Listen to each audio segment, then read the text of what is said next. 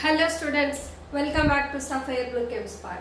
Let us start our today's session, the chapter Structure of Atom. Today we are going to discuss about Aufbau principle, Pauli's exclusion principle and Hund's rule of maximum multiplicity.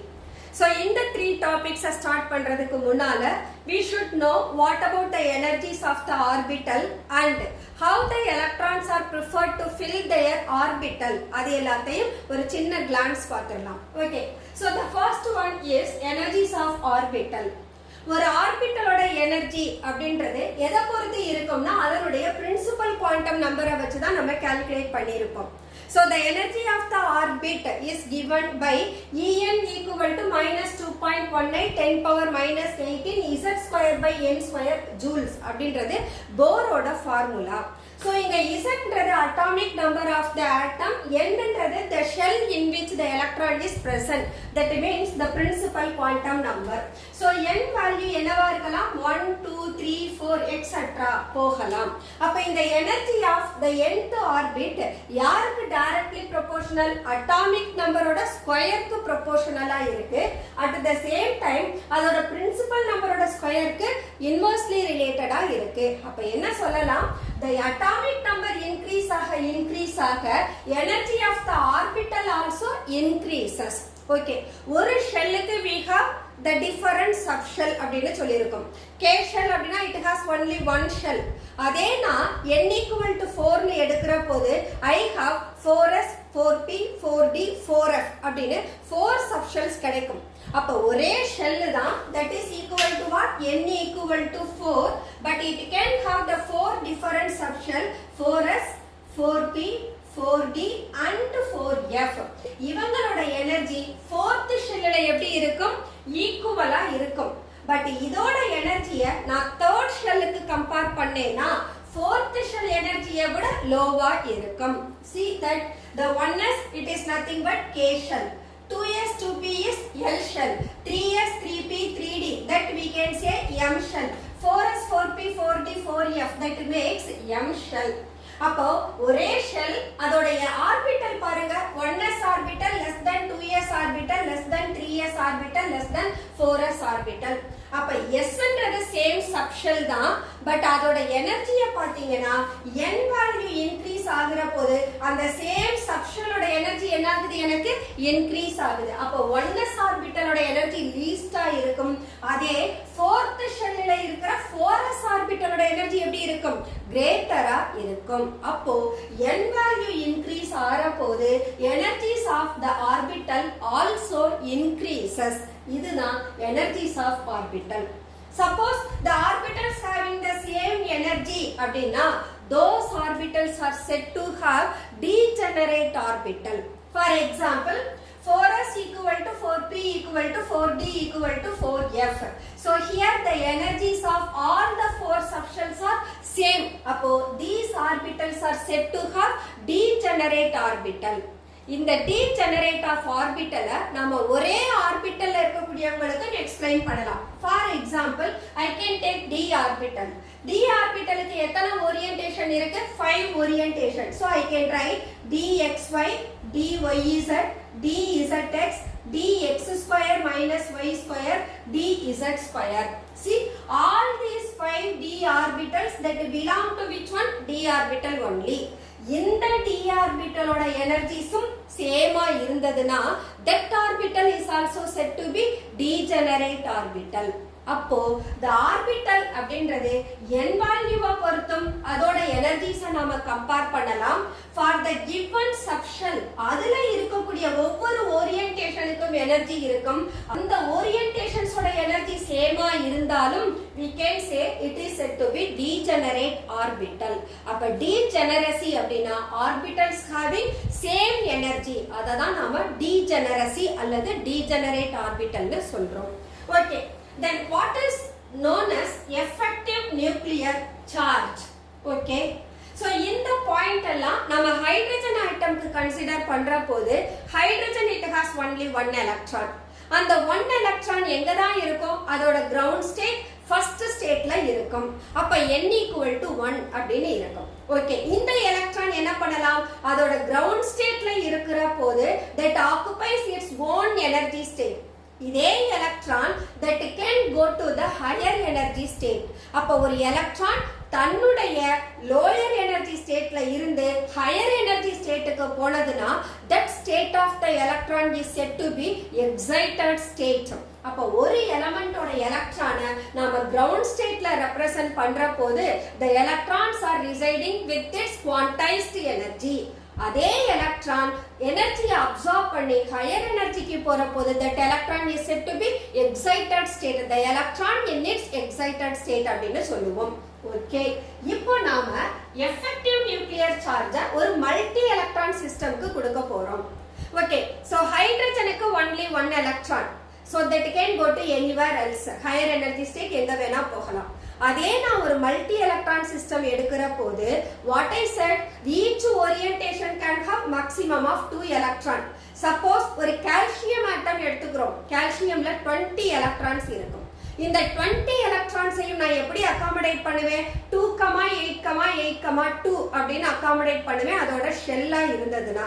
அதே நான் சப்ஷெல்ல கொடுத்தேனா 1s2ல start பண்ணி I have to complete it up to 4s2 வரைக்கும் போகும். அப்ப இந்த எலக்ட்ரான்ஸை நான் fill பண்ற போது when too many electrons are there, அப்ப என்ன ஆகும், due to the same charge என்ன நடக்கும், எலக்ட்ரான்ஸுக்கு இடையில ரிபல்சிவ் ஃபோர்சஸ் அதிகமாகும். அப்ப ஒரு மல்டி எலக்ட்ரான் சிஸ்டமை நாம கன்சிடர் பண்ணோம்னா there the repulsive forces among the electron increases. at the same time அந்த ஆட்டம் எனக்கு எப்படி இருக்கணும், ஸ்டேபிளா இருக்கணும். அப்ப ஸ்டேபிளா இருக்கணும்னு சொன்னா நாம நியூக்ளியர் சார்ஜ் அதோட கம்பேர் பண்ணணும். நீங்க எப்பெல்லாம் எலக்ட்ரானை ஒரு ஷெல்லுக்கு ஆட் பண்றீங்களோ அப்பெல்லாம் புரோட்டான் எங்க வரும், நியூக்ளியஸ்க்கு வரும். அப்ப எலக்ட்ரானோட கவுண்ட்டுக்கு ஈக்குவலா எனக்கு புரோட்டானோட சார்ஜும் இன்க்ரீஸ் ஆகும். அப்போ இந்த புரோட்டான் அந்த எலக்ட்ரான் மேல எக்ஸர்ட் பண்ணக்கூடிய நெட் பாசிட்டிவ் சார்ஜ் இருக்கு பாத்தீங்களா, அதை தான் நான் எஃபெக்டிவ் நியூக்ளியர் சார்ஜ்னு சொல்றேன். அந்த எஃபெக்டிவ் நியூக்ளியர் சார்ஜ் எனக்கு கிரேட்டரா இருக்கு, யாரை விட, அந்த எலக்ட்ரான்ஸோட ரிபல்சிவ் ஃபோர்ஸஸை விட கிரேட்டரா இருந்ததுன்னா then it is said to be stable. அப்போ ஒரு ஆட்டம் ஸ்டேபிளா இருக்கணும்னு சொன்னா இந்த நியூக்ளியஸ் எலக்ட்ரான் மேல எக்ஸர்ட் பண்ற attractive forces should be greater than the electrons of repulsive forces. அதனால தான் that atom is said to be stable. Okay, அப்போ கால்சியம்ல நான் 20 எலக்ட்ரான் சொன்னா 20 எலக்ட்ரான் என்ன பண்ணும், அந்த நியூக்ளியர் ஃபோர்சஸ் ஆஃப் அட்ராக்ஷனை எக்ஸ்பீரியன்ஸ் பண்ணும். பட் 20 எலக்ட்ரானுக்கும் ஈக்குவலா நியூக்ளியர் ஃபோர்சஸ் ஆஃப் அட்ராக்ஷன் இருக்குமா அப்படின்னா இருக்காது. அப்போ ஒவ்வொரு எலக்ட்ரானும் எக்ஸ்பீரியன்ஸ் பண்ற net positive charge. For example கால்சியம்ல 20 எலக்ட்ரான் இருக்குன்னா 20 புரோட்டான்ஸும் இருக்கும். அப்ப the electron that experiences the net positive charge is said to be effective nuclear charge and it is represented as ENC. இந்த term ZEF னு கொடுப்போம், that is called the effective nuclear charge. Zங்கிறது அதோட nuclear charge, actually atomic number. இங்க atomic number தான் யார், எனக்கு number of proton. அதோட effective charge ZEFF, that is effective nuclear charge னு மென்ஷன் பண்றோம். அப்போ the net positive charge experienced by the electron. So இந்த எலக்ட்ரான் நியூக்ளியஸ்க்கு பக்கத்துலயும் இருக்கலாம், நியூக்ளியஸ்ல இருந்து அதோட வேலன்ஸ் ஷெல்லையும் இருக்கலாம். So wherever be the electron, net positive charge experienced by the electron is said to be effective nuclear charge. Okay, shielding effect na enna? Okay, இதே elements கால்சியமே எடுத்துப்போம். Calcium எடுக்கிற போது I can write the calcium atomic number 20. இதோட electronic கான்ஃபிகரேஷனை நான் எழுதுனேன் அப்படின்னா 1s2 2s2 2p6 3s2 3p6 4s2 இப்படி represent பண்ணுவேன். அப்ப இந்த ரெப்ரசன்டேஷன்ல இந்த 4s ஆர்பிட்டல் இருக்கு இல்லையா, இதுதான் என்னோட வேலன்ஸ் ஷெல். அப்ப இந்த 1s2ல இருந்து 3p6 வரைக்கும் இருக்கிறவங்க யாருன்னா ஒரு இனட் கேஸும் அதோட வேலன்ஸ் ஷெல்லும் பிரசன்ட் ஆகி இருக்கும். இனட் கேஸ் யாரு, 6 6 plus 6 12 12 plus 6 18 18 எலக்ட்ரான் உள்ள இனட் கேஸ் யாருன்னா ஆர்கான். ஆர்கானோட எனக்கு யார் இருக்காங்க, 4s2 இருக்கு. அப்போ இந்த ஆர்கானோட ஸ்ட்ரக்சர் வித் நியூக்ளியஸ் அத நாம என்னன்னு சொல்றோம்னா கோர் அப்படின்னு சொல்றோம். அந்த கோருக்கு வெளியில யார் இருக்கா, வேலன்ஸ் ஷெல் இருக்கு. அப்ப இந்த கோர்ல இருக்கக்கூடிய 1s ஆர்பிட்டல்ல இருந்து 3p ஆர்பிட்டல் வரைக்கும் இருக்கக்கூடிய எலக்ட்ரான் என்ன பண்ணும்னா இந்த 4s ஆர்பிட்டல்ல இருக்கிற எலக்ட்ரான அதோட நியூக்ளியஸ் ஃபோர்சஸ் ஆஃப் அட்ராக்ஷன்ல இருந்து ஷீல்ட் பண்ணும், ஹைட் பண்ணும், ஒரு ஸ்கிரீன் போல பிஹேவ் பண்ணும். அப்போ ஷீல்டிங் எஃபெக்ட் அப்படின்னா the last electron that is present in its valence shell can be shielded from the nucleus by the inner electron. இவங்க தான் எல்லாருமே inner electron. இந்த inner electron ஒரு ஷீல்டு போல வேலன்ஸ் எலக்ட்ரான நியூக்ளியர் ஃபோர்சஸ் ஆஃப் அட்ராக்ஷன்ல இருந்து height பண்ணுது, மறைக்குது. அதை தான் நம்ம என்னன்னு சொல்றோம், ஷீல்டிங் எஃபெக்ட்னு சொல்றோம். இந்த ஷீல்டிங் எஃபெக்ட் யாரை பொறுத்து இருக்கும்னா எந்த ஆர்பிட்டல் அந்த எலக்ட்ரான் பிரசன்ட் ஆகி இருக்கோ அதை பொறுத்து தான் அதோட ஷீல்டிங் எஃபெக்ட் இருக்கும். இந்த ஆர்பிட்டல் அப்படின்னு சொல்ற போது நம்ம அந்த ஆர்பிட்டலுக்கு என்ன டிஸ்கஸ் பண்ணிருக்கோம், ஷேப் டிஸ்கஸ் பண்ணிருக்கோம். இதுல ஷேப் பார்த்தோம்னா s ஆர்பிட்டல்ல இருந்து f ஆர்பிட்டல் போற போது the shape of the orbital becomes more diffused. ஏனா number of orientation increase ஆகும், orientation increase ஆக the shape of the orbital becomes diffused one.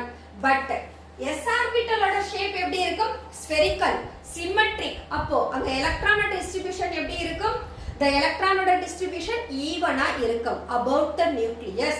அப்போ s ஆர்பிட்டலுக்கு தான் ஸ்கிரீனிங் எஃபெக்ட் கிரேட்டரா இருக்கும் compared to f ஆர்பிட்டல். அப்போ shielding effect or the screening effect யாரை depend பண்ணி இருக்கும்னா orbital in which the electrons are present.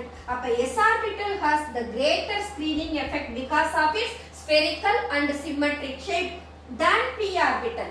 p orbital எடுத்துக்கிட்டோம்னா it has only 3 orientation. அப்ப px py pz மட்டும் தான் இருக்கும். அப்ப இந்த px py pz ஏதாவது ஒரு ஓரியன்டேஷன்ல இப்படி பிரசன்ட் ஆகி இருக்கும். இதுல அந்த ஆர்பிட்டலோட இந்த டிஃபரன்ஸ் கேப் இருக்கு பாத்தீங்களா, that space is enough to exert the force on electron. இதே போல நாம d ஆர்பிட்டலுக்கு எடுத்தோம்னா the shape of the orbital becomes still more diffused. அப்ப எலக்ட்ரான் ஏதாவது ஒரு இடத்துல தான் மேக்ஸிமமா இருக்கும், இன்னொரு இடத்துல எலக்ட்ரானோட ப்ராபபிலிட்டி எப்படி இருக்கும், லோவா இருக்கலாம். the same time s orbital electron எல்லா பக்கமும் ஈவனா ஸ்ப்ரெட் ஆகி இருக்கும் and the maximum probability of finding electron about the s orbital எப்படி இருக்கும், greaterஆவும் இருக்கும். That's why we are saying s orbital has greater screening effect than p, d or f. So இதுதான் நமக்கு shielding effect. Okay.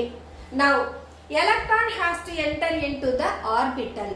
அப்படி ஆர்பிட்டலுக்கு போற போது எந்த வேல்யூவை அது கன்சிடர் பண்ணும், see that principal quantum number consider பண்ணுது. பிரின்சிபல் குவாண்டம் நம்பரோட யாரையும் நம்ம சேர்த்திருக்கோம், அசிமுத்தல் குவாண்டம் நம்பரையும் சேர்த்திருக்கோம். அப்ப இந்த 1 2 3 4 அப்படின்றதெல்லாம் பிரின்சிபல் குவாண்டம் நம்பரா இருந்ததுன்னா s p d f அவங்கெல்லாம் யாரா இருப்பாங்க, அசிமுத்தல் குவாண்டம் நம்பரா இருப்பாங்க. அப்ப ஒரு எலக்ட்ரானோட வேல்யூவை நான் கால்குலேட் பண்ணனும்னா see for example I can take 3s. இந்த 3s எடுக்கிற போது n value equal to 3, l value equal to என்ன 0. அப்ப 3 ஐயும் 0 ஐயும் ஆட் பண்ணா எனக்கு என்ன கிடைக்கும், 3 தான் கிடைக்கும். ஓகே, அடுத்து இங்க வரேன், இந்த 4s ஐ எடுக்கிறேன். 4s எடுக்கிற போது it becomes 4 plus 0, here it becomes 3 plus 0. So இந்த ரெண்டு ஆர்பிட்டல்ல எலக்ட்ரான் எங்க போகும் அப்படின்னு நான் டிஸ்கஸ் பண்ணனா n plus l value இது 3 plus 0, இது 4 plus 0. அப்ப யாருக்கு n value லோயஸ்டா இருக்கோ அதுக்கு தான் என்ன ஆகும், எலக்ட்ரான் என்டர் ஆகும். ஏனா n value லோயஸ்டா இருந்தா அதோட எனர்ஜியும் லோயஸ்டா இருக்கும். So the lower the value of n, lower the energy. So the lower the value of n plus l for an orbital, the lower is its energy. அததான் நாம இங்க discuss பண்ணோம். So n plus l, n equal to 3, l equal to 0, as well as n equal to 4, l equal to 0. அப்ப this makes 3s orbital, this makes 4s orbital. n plus l value யாருக்கு தான் லோவரா இருக்கு, third ஷெல்லுக்கு தான் லோயரா இருக்கு. அப்போ electron எங்க போகும், 3s ஆர்பிட்டலை fill பண்ணிட்டு தான் எங்க போகும் 4s ஆர்பிட்டலுக்கு போகும். இது எப்போ n plus l value add பண்ற போது யாரு லோயஸ்ட் வேல்யூவோ அவங்களுக்கு எனர்ஜி லோயஸ்டா இருக்கும். So electron enters to that orbit அப்படின்னு சொல்றோம். If the two orbital having the same value of n plus l, ரெண்டு டிஃபரண்ட் ஆர்பிட்டல் ஆனா அவங்களோட n plus l வேல்யூவை ஆட் பண்ணா ஈக்குவலா இருக்கு அப்படினா the electron that prefers to go to the orbital to which n value is minimum, யாருக்கு principal quantum number லோவா இருக்கோ அந்த ஆர்பிட்டலுக்கு என்ன பண்ணும் எலக்ட்ரான் என்டர் ஆகும். இந்த ஸ்டேட்மெண்ட்டை எடுத்துப்போம்.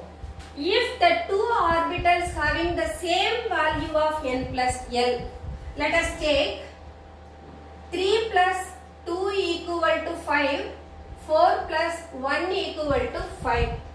So 3 plus 2 equal to 5, where n equal to 3 and l equal to 2.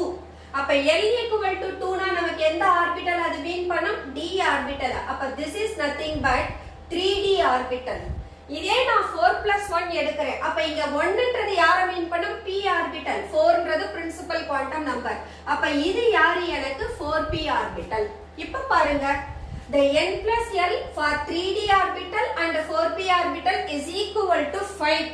அப்ப எலக்ட்ரான் யாரை ப்ரிஃபர் பண்ணும் அப்படின்னு சொன்னா the one which has lowest value of n. The 3d orbital it has the lowest value of n compared to 4p. அப்ப electron எங்க first fill ஆகும்? 3d orbital fill பண்ண பின்னால தான் 4p ஆர்பிட்டலுக்கு என்டர் ஆகும். This is what n plus l rule.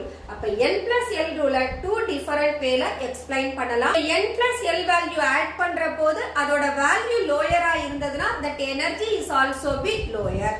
At the same time n plus l value two different orbitalக்கு சேமா இருந்ததுனா then the orbital with the lowest n value will have the energy lower. அப்போ யாருக்கு n value லோவா இருக்கோ அவங்களோட energy லோவா இருக்கும். So the electron prefers to go to that lower energy followed by higher energy. This is what n plus l rule. Finally we can say ஒரே சப்ஷெல்லோட ஆர்பிட்டலோட energy என்ன ஆகும்? அட்டாமிக் நம்பர் இன்க்ரீஸ் ஆக degrees ஆகும். So subshell same தான், but அதுல இருக்கக்கூடிய orbitals அதோட energy atomic number increase ஆற போது that energy of the orbital decreases. Okay, the next one, Aufbau principle. Aufbau principle, Aufbau means building up. German லாங்குவேஜ்ல Aufbau அப்படினா building up அப்படின அர்த்தம். இந்த Aufbau principle that describes about the filling up of electron in the various orbital. ஒவ்வொரு ஆர்பிட்டல்லையும் electron எப்படி fill up ஆகும் அப்படின்றதை explain பண்றது தான் Aufbau principle, the most important thing. இந்த Aufbau principle தரோவா இருந்ததுனா we can able to learn about periodic classification. So அங்க இந்த Aufbau principle பேஸ் பண்ணி தான் construction of periodic table ஐயே நம்மனால observe பண்ண முடியும். Aufbau principle it states that the electrons are entering into the orbitals in the order of increasing energy. ஒரு ஆட்டம் அதோட கிரவுண்ட் ஸ்டேட்ல இருக்கிற போது எலக்ட்ரான் அதோட ஆர்பிட்டல்ல increasing order of energyல தான் என்டர் ஆகும். So in the ground state of the atom, the orbitals are filled in order of their increasing energy. அப்ப ஆர்பிட்டலோட energy என்ன ஃபார்ம்ல இருக்கும்னா the energy of s orbital is much lower than the p orbital than d orbital which is then f orbital. அப்ப electron always prefers to go to where? s orbital. ஏன்னா அதுக்கு தான் lowest energy. அதே f ஆர்பிட்டலுக்கு போனா energy எப்படி இருக்கும்? எனக்கு ஹையரா இருக்கும். அத தான் இந்த பாயிண்ட்ல டிஸ்கஸ் பண்ணோம். Energy of orbitals in the same subshell decreases with the increase in the atomic number னு சொல்றோம். So we may follow the filling up of electrons in the orbital. So I have taken 1s ல இருந்து 7s வரைக்கும் எடுத்துறோம். 1s அப்படிங்கற போது ஒரே ஒரு shell n equal to 1. n equal to 2 எடுத்தேனா that makes 2s and 2p. n equal to 3 now 3s 3p 3d. n equal to 4 4s 4p 4d 4f. n equal to 5, 5s ல இருந்து 5f வர, n equal to 6, 6s to 6f, n equal to 7, 7s ல இருந்து 7f வரைக்கும் எடுத்திருக்கோம். அப்ப நாம இந்த ஆர்பிட்டலை ஃபிக்ஸ் பண்ற போது s ஆர்பிட்டல் எல்லாம் ஒரே காலம்ல வரணும், p orbital to the same column, d orbital to the same column, f orbital to the same column. இது போல பேட்டர்ன் எடுத்த பின்னால now we can fill the orbital with the electron. என்ன ஆர்டர்? s ஆர்பிட்டலுக்கு ஃபில் பண்ணிட்டு தான் p ஆர்பிட்டலுக்கு போகணும். So the electron enters into the 1s orbital. How many electron it can hold? 2 electron. So it gets filled up. Then after filling up of the electron it enters to 2s orbital. 2s orbital electron fill பண்ண பின்னால then it moves towards 2p orbital. 2p orbital fill பண்ணி 3s orbital fill பண்ணி once again it moves towards 3p orbital. Actually எங்க போயிருக்கணும் electron? 3s 3p க்கு அடுத்து 3d ஆர்பிட்டலுக்கு enter ஆகியிருக்கணும். But எங்க enter ஆகுது? 3p ல என்டர் ஆகுது. 3p finish பண்ணி 4s க்கு கம்ப்ளீட் ஆகி once again it goes to the 3d orbital. See that 3p orbital முடிச்சு 4s orbital கம்ப்ளீட் பண்ண பின்னால தான் that orbital it goes to 3d. இங்க நீங்க n plus l வேல்யூவை போடலாம். இங்க 4s 4 plus 0, இங்க 3d 3 plus 2 5. அப்ப இங்க 4s அப்படின்ற போது இந்த n plus l வேல்யூ எப்படி இருக்கு? எனக்கு 4 தான் லோவா இருக்கு. அதே இங்க n plus l வேல்யூ 5 ஹையா மாறிடுது. அப்ப lower the value of n plus l, lower is its energy. அதனால orbital 4s orbital it gets filled up followed by 3d orbital. 3d முடிச்ச பின்னால that goes to 4p. இப்போ இது 5, இங்க 4 plus 1 5. இதுல பாருங்க you can find that n plus l rule. இந்த ரூல்ல என்ன சொல்றோம்? இங்க 3d equal to 5, 4 plus 1 is also equal to 5. but statement படி என்ன? யாருக்கு n வேல்யூ லோவா இருக்கோ அவங்களுக்கு எலக்ட்ரான் ஃபில் ஆகி அதுக்கப்புறம் தான் யார் வரும்? ஹையர் வேல்யூ ஆஃப் n க்கு வரும். அதுதான் 3d ஆர்பிட்டலை ஃபில் பண்ணிட்டு நெக்ஸ்ட் எங்க வருது? 4p ஆர்பிட்டலுக்கு வருது. because the 4 is greater than 3 in the 3 orbital. that is the third shell. clear? next it goes to 5s orbital. likewise it goes to 4d orbital, 5p orbital, 6s orbital, then it moves towards 4f orbital. இப்ப எலக்ட்ரானோட energy of the orbital பாருங்க, 4d complete ஆகி 6s complete ஆன பின்னால தான் 4f orbital it gets filled up. So the energies of the subshell is s less than p less than d less than f. அத நீங்க இந்த பேட்டர்ன்ல கொடுக்கிற போது we may find how the electrons are entering. so 6s முடிச்சு 4f complete ஆகி after that 5d, then 6p, then 7s, then it goes back to 5f, 6d, 7p. so this is what the order of filling up of different orbitals with the electron.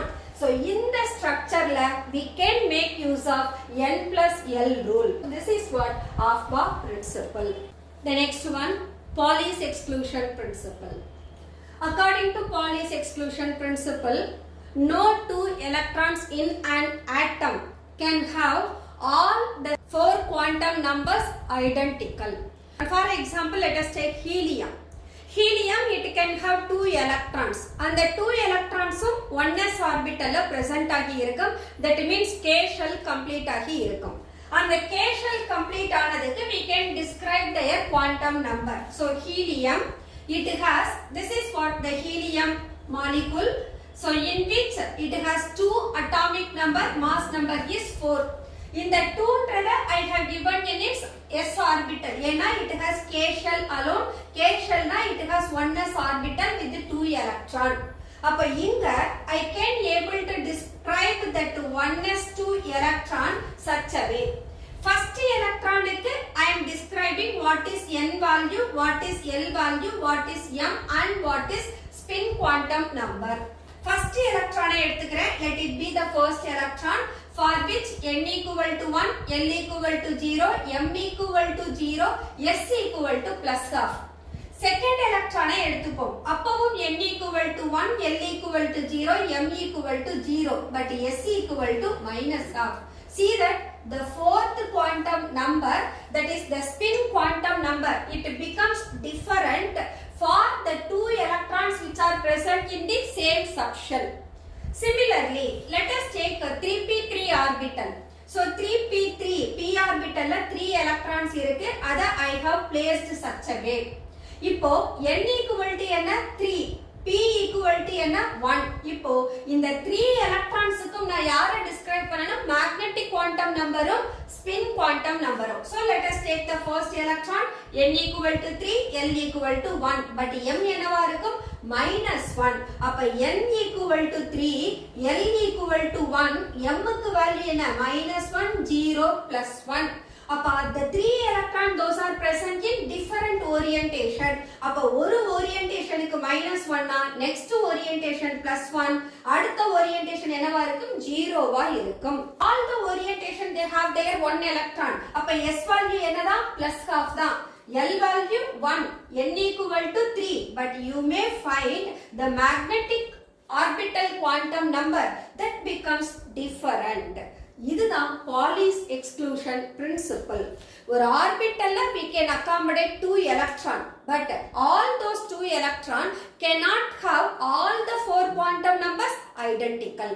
எல்லா quantum நம்பரும் அந்த எலக்ட்ரானுக்கு சேமா இருக்காது. இதுதான் Pauli's exclusion principle. The next one, Hund's rule of maximum multiplicity. இந்த rule என்ன சொல்லும்னா, we are filling the electron. நாம எலக்ட்ரானை ஃபில் பண்ற போது how to fill up the electron சொன்னது aufbau principle. Increasing order of எனர்ஜில ஃபில் பண்ணுங்க அப்படின்ற இன்ஸ்ட்ரக்ஷன் கொடுத்தது ஆஃப்-பாப் பிரின்சிபல். அதே ஹன்ஸ் ரூல் என்ன சொல்லுதுன்னா, then Hund's rule it explains we can fill the electrons to the orbital not only in their increasing energy, at the same time என்ன பண்ணணும்னா, ஒவ்வொரு ஓரியன்டேஷனுக்கும் எலக்ட்ரான் ஒவ்வொன்னா கொடுத்த பின்னால ரெஸ்ட் ஆஃப் த எலக்ட்ரான் இருக்கிற போதுதான் என்ன செய்யணும்? பேரிங் ஸ்டார்ட் ஆகணும். எடுத்த உடனே எலக்ட்ரானை என்ன பண்ணிடக்கூடாது? பேர் பண்ணிடக்கூடாதுன்றதுதான் Hund's rule of maximum multiplicity.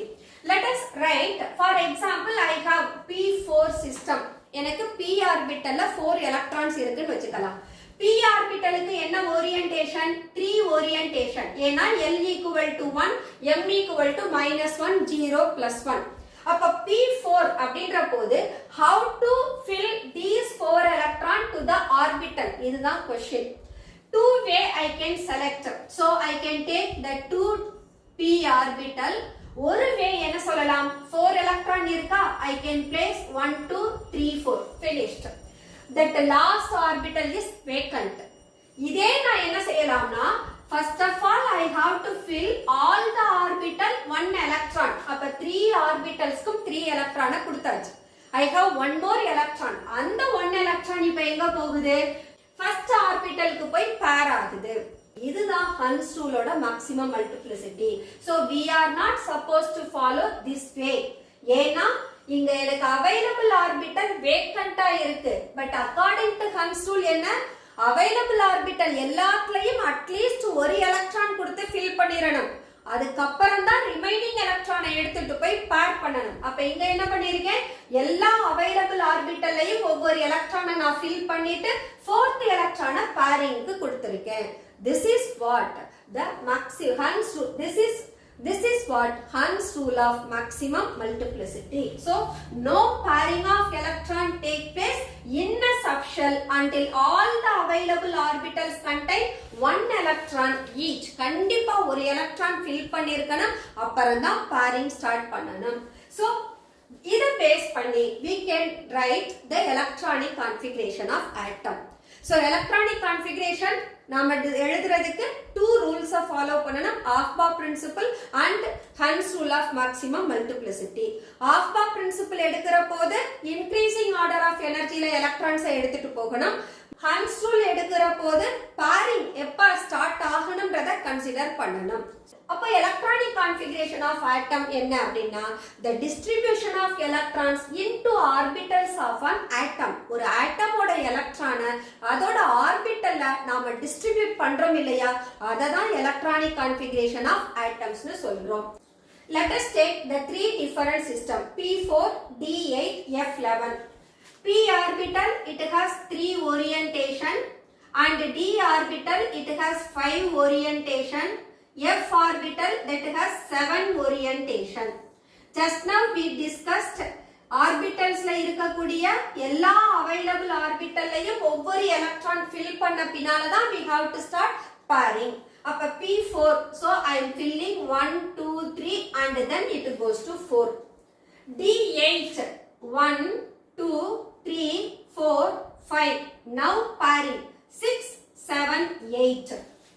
F11, 1, 2, 3, 4, 5, 6, 7, 8, 9, 10, 11. So this is what the way of filling up of electrons into the orbitals of an atom as well as to their subshell. Okay. In the subshells எல்லாம் பாத்தீங்கன்னா you may find these are partially filled. In the subshells எல்லாம் எப்படி இருக்கு, partially fill ஆகி இருக்கு. அதே you can find these sets of orbital. இங்க p orbital I can fill the electron 1, 2, 3 and d orbital I can fill 1, 2, 3, 4, 5. F orbital there are 7. 7 means you can have all the 7 orientation have 1 electron each. At the same time P6 all the 3 orientation they are fully filled with electron. D10 that also all the orientations contains 2 electron each and the d orbital it becomes fully filled. Similarly F14 7 orientation layum you can fill 2 electron that makes it is equal to 14. Okay. Now compare these sets of orbital with these sets of orbital. In the sets la pathina P3, D5, F7 complete 50% of the orbital gets filled with the electron. அதே P6, D10, F14 பாத்தீங்கன்னா 100% the orbitals are being filled. According to Hans rule, the orbital with half filled and orbital with completely filled said to have more stability than the orbitals filled with partial number of electron. அப்போ P4, D8, F11 இவங்க half filled ஆவும் இல்ல completely filled ஆவும் இல்ல in between partially filled ஆ இருக்காங்க. So these orbitals are referred as less stable orbital compared to this. அப்ப according to Hans rule of maximum multiplicity, the atom if at all they have half filled and completely filled orbital, then those are said to have extra stability. At the same time, if the atoms have such a partially filled orbital, then those are said to have less stable. அப்போ யாரெல்லாம் partially filled? We can write the partial filled p orbital are p1, p2, p4, p5 and d orbital we can take d1 to d4 and d6 to d9. These are partially filled. F orbital எடுத்தீங்கன்னா f1 to f6 and f8 to f11 இவங்கெல்லாம் partially filled. So while we writing that electronic configuration for an atom, we have to consider the partial filled and half filled completely filled orbital. For example, let us take chromium. Chromium atomic number 24. இதுக்கு நான் electronic configuration எழுதணும். So what is its inert core? Argon. அப்ப rest எத்தனை electrons இருக்கும் 6. அது எங்க போகும் எனக்கு 3d4 4s2 னு எடுத்துக்கும். இப்ப d orbital எடுத்தீங்கன்னா it has 4. d orbitalல 4 எலக்ட்ரான் இருந்தா it is said to be partially filled. At the same time 4s orbital எப்படி இருக்கு completely filled ஆ இருக்கு. அப்ப என்ன பண்ணும்னா இந்த 4s ஆர்பிட்டலோட எலக்ட்ரான் d ஆர்பிட்டலுக்கு ஷிஃப்ட் ஆகும். அப்போ இதோட ஆக்சுவல் எலக்ட்ரானிக் கான்ஃபிகரேஷன் என்ன வந்துரும்னா 3d5 4s1. So in this case both 3d orbital 4s orbital ரெண்டு பேருமே half filled இருக்காங்க. அப்ப it is said to be stable. அப்போ actual electronic configuration of chromium is 3d5 4s1 with argon core. யாரை எடுக்க கூடாது? 3d4 4s2 consider பண்ண கூடாது. Similarly we can write for copper. Copper atomic number 29. 29 இதுக்கும் inert core யாருன்னா argon. அப்ப 3d ஆர்பிட்டல்ல 9 எலக்ட்ரானும் s ஆர்பிட்டல்ல 2 எலக்ட்ரானும் இருக்கும். Now the 4s orbital electron can exchange with 3d orbital. அப்ப electronic configuration என்னவா மாறும்? 3d10 4s1. See that now copper has completely filled 3d orbital, half filled 4s orbital. அப்ப compared to 3d9 4s2 this becomes stable. அப்ப actual electronic configuration of copper is argon with the 3d10 4s1. இத consider பண்ண கூடாது. So in the question important. ஒரு ஆட்டம்ல we can find core and the valence electron. Core அப்படின்றது நியூக்ளியஸும் அதோட completely field ஷெல்ஸும் சேர்ந்து கோர்னு மாறும். அதே அதனுடைய ஹையஸ்ட் பிரின்சிபல் குவாண்டம் நம்பர்ல இருக்கிறதுல தான் ரிமைனிங் எலக்ட்ரான்ஸ் போய் ஆட் ஆகும். that shell is said to be valence shell. For example நான் குரோமியம் காப்பர் எடுத்துக்கிட்டேனா இந்த ஆர்கான்றது எனக்கு கோர். அப்ப valence shell யாரு? 3d5 and 4s1. Similarly copper எடுத்துக்கிட்டேனா இந்த ஆர்கான் வரைக்கும் எலக்ட்ரான்ஸ் என்ன இருக்கு? completely fill ஆகி இருக்கு. அப்ப that argon that makes core of the copper and the rest of these it becomes its valence shell. So this is what how an atom அதனுடைய core என்ன, valence electron எங்க இருக்கும்ன்றது describe பண்ணலாம். So the electrons in the completely filled shells are core electron and the electrons that are added to the electronic shell with the highest n value. ஏன்னா the last shell is said to be valence shell. Last shell அப்படின்ற போது அதோட principal quantum number எப்பவுமே அதோட core விட எப்படி இருக்கும்? highest-ஆ இருக்கும். So the one with the highest principal quantum number having the electron is said to be valence electron. That valence electrons are responsible for their reactivity. That's all. Hund's rule of maximum multiplicity. The last topic of this chapter is symmetrical distribution of electron. Just now discuss பண்ணோம். ஒரு orbital half filled ஆவோ completely filled ஆவோ இருந்ததுன்னு சொன்னா அதோட stability எப்படி இருக்கும்னு சொன்னோம்? கிரேட்டரா இருக்கும்னு சொன்னோம். So half filled ஆர்பிட்டல்லாம் p3 d5 f7 ஆ இருக்கும். completely filled ஆ இருந்தா p6 d10 f14 ஆ இருக்கும். So இதனுடைய ஸ்டெபிலிட்டி எப்படி influence ஆகுதுன்றத we can take as an example of p3 orbital. p orbitalக்கு we have three different orientation along x axis, y axis and z axis. So we can have px1, py1, pz1. So இங்க all the three orientations are exactly having one electron. அப்போ இந்த ஒரு எலக்ட்ரானை இன்னொரு electron shield பண்றது எப்படி இருக்கும்னா மினிமமா இருக்கும். அப்போ நியூக்ளியஸ் என்ன பண்ணும்? இந்த 3 எலக்ட்ரான்ஸையும் எஃபெக்டிவா அட்ராக்ட் பண்ணும். அப்போ when the orbitals are half filled then the shielding of one electron by another becomes small and hence therefore that nucleus can attract those electrons more effectively. அப்போ எப்படி இருக்கும் அந்த எலிமெண்ட் அந்த ஆர்பிட்டலோட ஸ்டெபிலிட்டி இன்க்ரீஸ் ஆயிடும். இததான் நாம symmetrical distribution of electrons னு சொல்றோம். அதே போல half filled completely filled ஆ இருந்தாலும் ஒரு எலக்ட்ரான் இன்னொரு எலக்ட்ரானை ஷீல்ட் பண்றது என்ன ஆயிடும்? relatively becomes smaller and hence the nuclear forces of attraction increases, stability also increases. The next one, exchange energy. Exchange energy just now we discussed for chromium and copper. 4s orbital electron 3d orbitalக்கு exchange பண்ணோம். ஏன்னு கேட்டா the energies of 4s and 3d orbitals are very close to each other. அப்ப 4s orbital இருந்து electron 3d orbitalக்கு வர்றபோது it has to release some amount of energy. அந்த எனர்ஜிக்கு என்ன பேருனா exchange energy னு பேரு. So in the exchange of electron is highly appreciable where the orbitals are half filled. Half filled இருக்கிற போது more number of exchange கிடைக்கும். For example, let us take D5 system. D5 ல all the 5 orientations are filled with one electron. அப்போ இந்த ஒரு electron it can exchange with the rest of the 4. அப்போ it can have 4 exchanges. அல்லது the first electron it can exchange with these 3. அப்போ it can have 3 exchanges. அல்லது first electron இந்த ரெண்டு எலக்ட்ரானோட மட்டும் எக்ஸ்சேஞ்ச் ஆகலாம். அப்ப 2.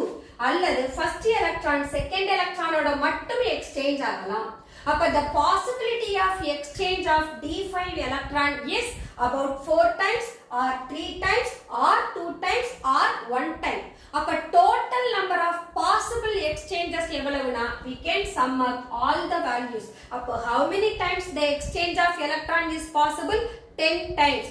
அப்ப 10 times electron exchange ஆக முடியும் அப்படினா then the energy released by the exchange of electron will also be greater. So this is what exchange energy, and இந்த exchange energy பண்ற போது எலக்ட்ரானுக்கு ஒரே மாதிரியான ஸ்பின் இருக்கணும். சேம் ஸ்பின் உள்ள எலக்ட்ரானை தான் எக்ஸ்சேஞ்ச் பண்ணணும். ஆப்போசிட் ஸ்பின் உள்ள எலக்ட்ரான்ஸை நாம எக்ஸ்சேஞ்ச் பண்ண கூடாது. Then this exchange energy and symmetrical distribution of electron, both of them are the basis of Hund's rule of maximum multiplicity. Okay students, let us close our today's session. Structure of atom complete பண்ணிட்டோம். So we discussed so many concepts. So in the concepts later on both theory, then quantum numbers, the different rules for filling up of the electron, இது ரொம்ப important. Hoping that இந்த concept எல்லாம் உங்களுக்கு புரிஞ்சிருக்கும்னு நான் நம்புறேன். Okay students, let us close our today's session. Let's continue our next session with the new chapter. Until then, bye bye.